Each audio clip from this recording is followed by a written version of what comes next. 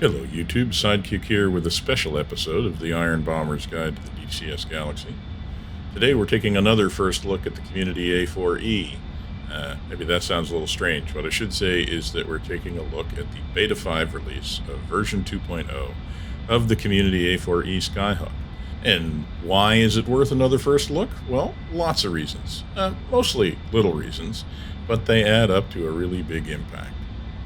The last time we took a look at the A4 was actually the initial beta release of the EFM version, and that was about 3 months ago. Since then, things have come a long way in a bunch of little steps. A lot of the impacts are subtle, so today I'm just going to go for a quick flight and give you my impressions of the new release.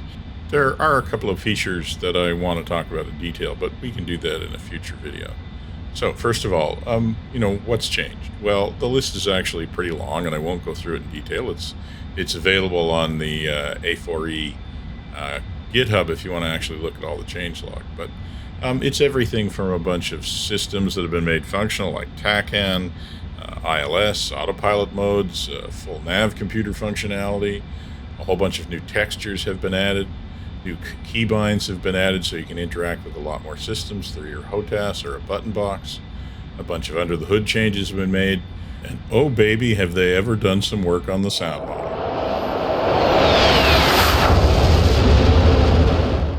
Not only on the outside, but on the inside in the cockpit as well.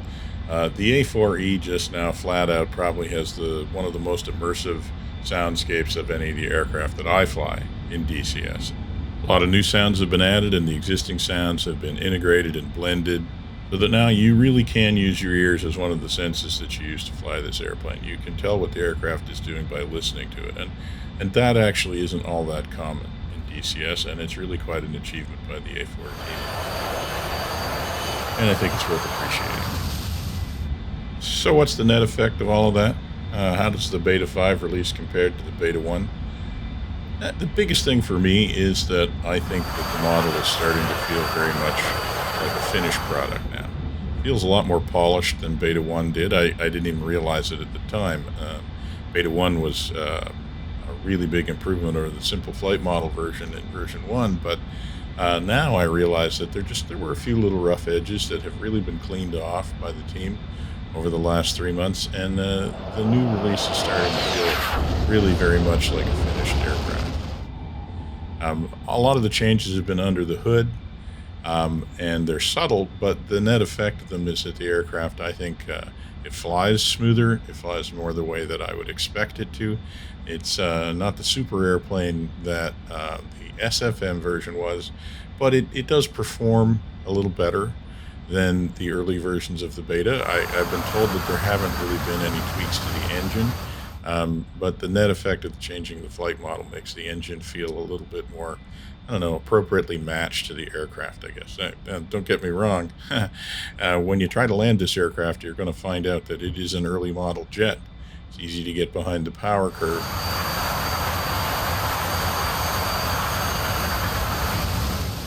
But overall, to me, it just feels very natural. It feels right now. And that's quite an achievement, because I know there's been a lot of tweaking that's gone on, and a lot of input actually from people who've flown the A4. So I think the team has really worked to turn this into an aircraft that is as close a representation to the real thing as they could get, and I'm impressed by the achievement. So we finished our little trench run here. We're going to line up and take a look at bombing the bridge. We always bomb at the end of this to celebrate an end of the trench run.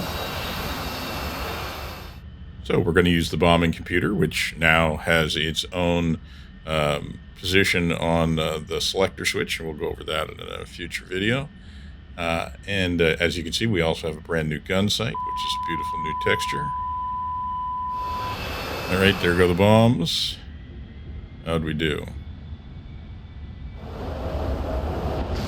Oops, looks like we missed a little left. I think we'll probably have to go around, give that another try. I did set the mission to unlimited ammo, so our bomb stocks will replenish here so we can have another go.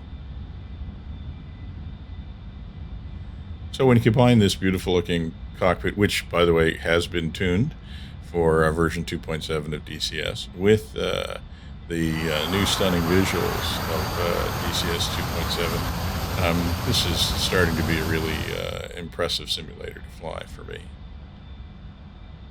All right, we're going around the bridge here one more time. Have a chance to listen to that lovely external sound model. All right, so while we're flying around, getting ourselves lined up, we're going to go back to the other side of the bridge and line ourselves up properly. Let me talk a little bit about the A-4E, why I'm so impressed with it, and whether or not it's something that you might want to try. It is, after all, a community model. It's free downloadable content, but it's not part of the core DCS. It is a mod, and that's something that gives some people some concern. So first, to allay the concerns, it's a mod. You can put it in and take it out without affecting your core DCS game at all. Having the mod installed will not prevent you from logging onto servers or flying any of the paid aircraft that you've bought in DCS. So there's absolutely no risk at installing the mod. If you don't like it, you uninstall it. The procedure is as simple as copying a director to the right spot on your system. So there really isn't any reason not to install it and give it a try. If you want to, you won't harm anything by doing it, and it's not a lot of work. All right, we're finally ready here. Let's see if we can get do a better job this time. Let's focus a little bit more here. Rotate around. Get the pipper up to the target. Pickle and hold. And there they go. Let's see how we did this time. That's better. All right, well, let's just swing around here and take a look at what we have wrought. So, it is a mod, but I don't think that poses any kind of risk. And installing it is just as easy as copying a folder to the right place on your system. There's lots of help online. They will tell you exactly how to do that and correct any errors that you might find. So I don't think that should be a reason why you shouldn't try the A-4E. So why should you try the A-4E? Well, let's talk about that in a sec. First of all, let's get one final look at our target here, and then we'll get ourselves configured for going home.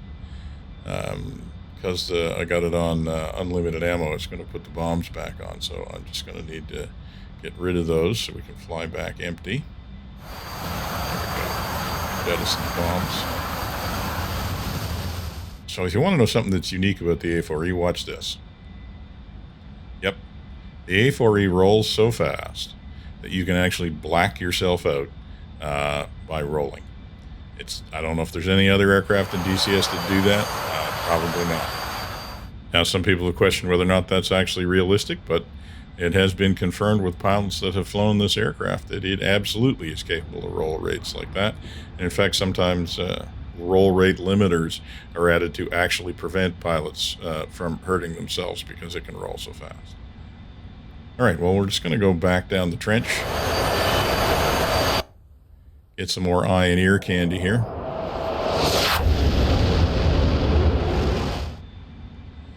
So why should you own the A-4E? Well, to me, the A-4E occupies a very special place in the history of military aviation.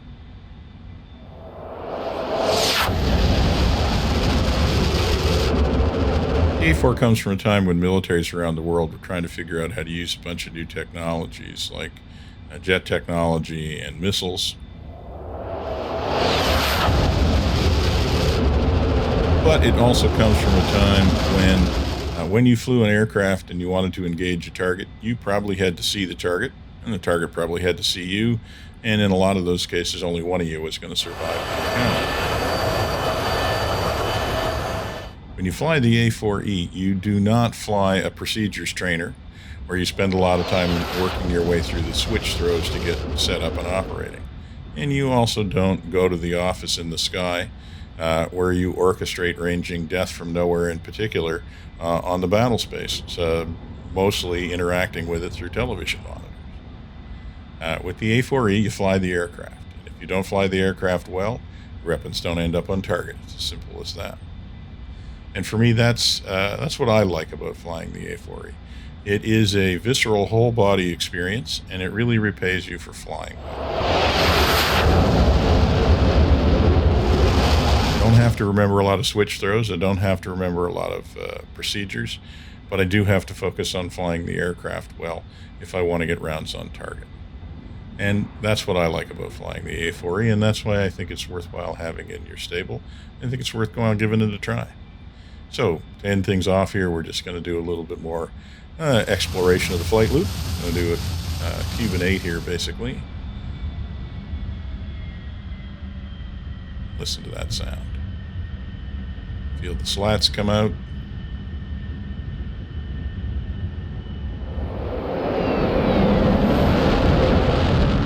Pull her out, pull her up.